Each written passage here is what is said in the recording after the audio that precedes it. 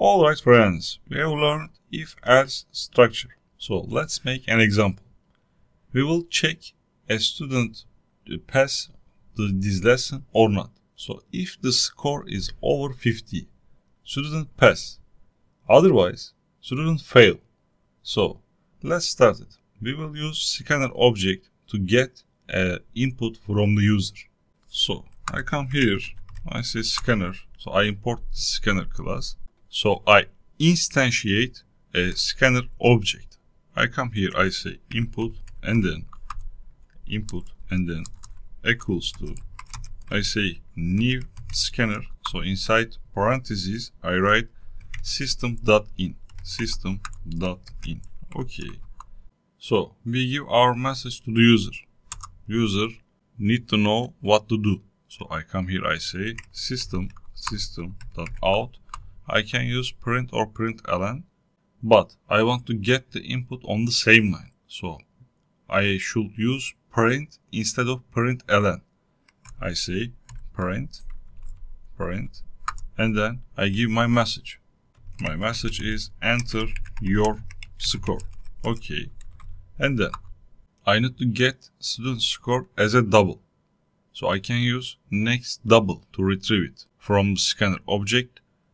And I say double point equals to, I use scanner object which is input, and then I put my dot notation, and then I take it by using next double method.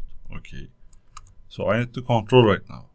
I open my if condition. So if this point is greater than or equals to 50, so student pass the lesson. So I say system dot out dot println, and I give my message, you passed the lesson. So I open my else block. If student take less than 50,